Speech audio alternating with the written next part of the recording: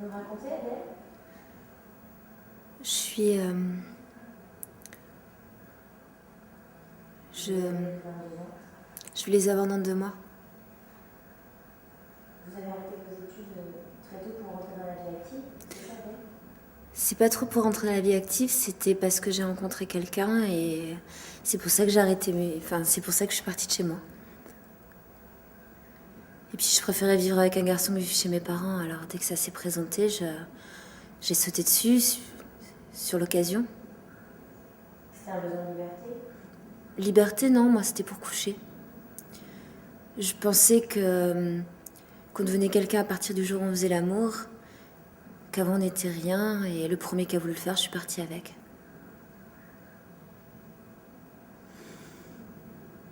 Puis je voulais que notre vie elle commence.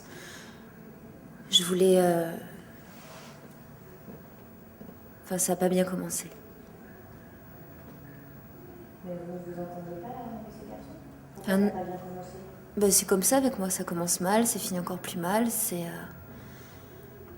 comme ça. Vous voyez un peu les spirales pour attirer les mouches? Ben, c'est moi. Dès qu'il y a un problème, c'est sur moi que ça tombe. Je crois qu'il y a des gens comme ça, ils doivent faire aspirateur pour soulager les problèmes des autres.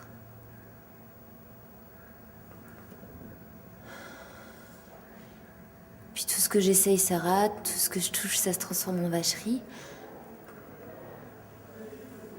Comment vous expliquez ça? Bah la poisse, ça s'explique pas, hein. C'est comme l'oreille musicale, on l'a ou on l'a pas. Qu'est-ce qui s'est passé avec ce garçon? Avec lequel? Le premier, ou celui avec lequel vous êtes parti?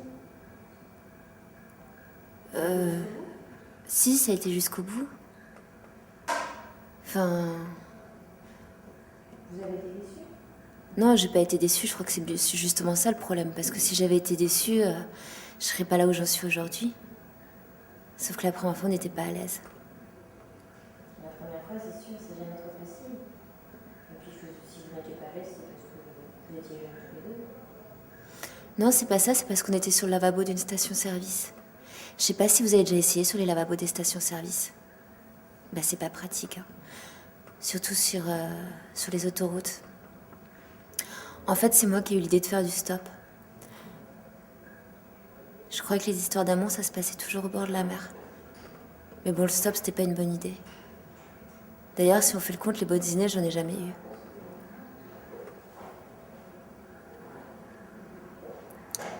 Puis heureusement qu'il y a quelqu'un qui m'a ramassée, parce que sinon je me serais jetée sous une voiture ou je sais pas quoi. Qui vous a ramassé? Ça, je peux pas vous le dire, il est marié.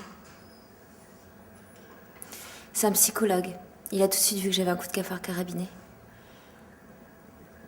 Enfin, ça va, c'était que l'appendicite. Enfin, ça va, façon de parler. Parce qu'avec l'anesthésiste, c'était...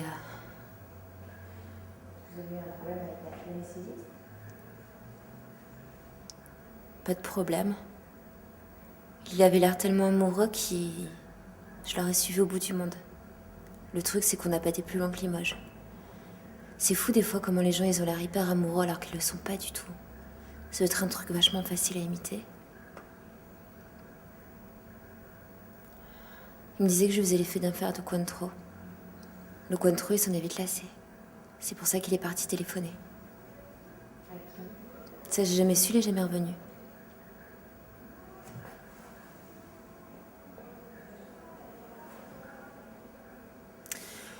Il y avait le patron du bar qui habitait juste au-dessus. Ça sentait la frite, mais il avait les mains douces et calmes. C'est fou comment les mains, ça peut vous faire croire n'importe quoi. C'est traître. C'est comme ça que je suis rentrée dans la vie active, que je suis devenue hôtesse d'accueil.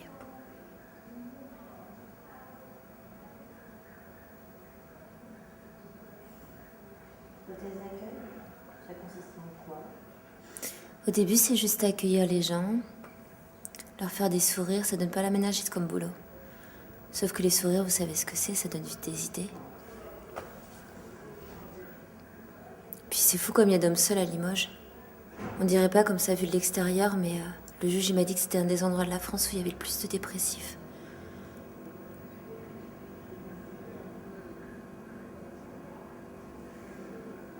Mais quel juge? Celui qui s'est occupé de moi justement à cause des hôtesses d'accueil. Enfin, occupé de moi, il s'est pas occupé de moi bien longtemps, juste un quart d'heure dans une chambre d'hôtel, sans oreiller, sans télé, sans rideau. Mais bon, il avait pas mauvais fond parce que quand il a vu que j'avais les yeux rouges pleins de larmes, il m'a offert son mouchoir. Peut-être que j'aimerais mériter que ça, que ça doit être écrit quelque part, je sais pas où. Et des gens, ils sont faits pour vivre en rigolant. Moi, j'ai jamais passé un seul jour de ma vie sans me faire avoir. J'ai jamais compté pour quelqu'un, jamais, j'ai jamais été heureuse, Enfin, j'ai jamais été malheureuse, parce que quand on est malheureux, c'est qu'on a perdu quelque chose. Moi, j'ai jamais rien eu à part mon manque de bol.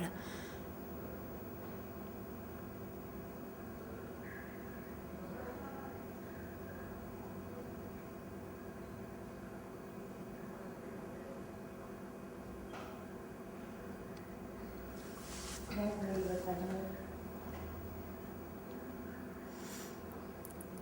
Quand j'étais plus jeune, il me tardait que d'une seule chose, c'était grandir.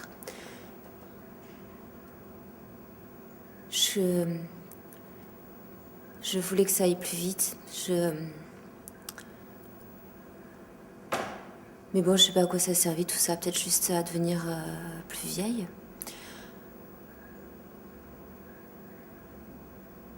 Quand j'imagine ce qu'il y a devant moi, je le vois un peu comme un grand hall de gare dans une salle d'attente. Et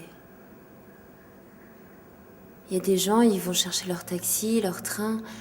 Ils courent à toute vitesse. Ils ont un train à rattraper, ils ont quelqu'un à retrouver, ils ont des gens qui doivent voir, ils ont un endroit où aller. Et moi, je suis là, je regarde, j'attends.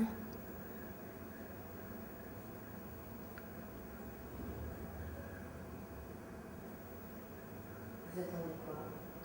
Qu'il m'arrive quelque chose.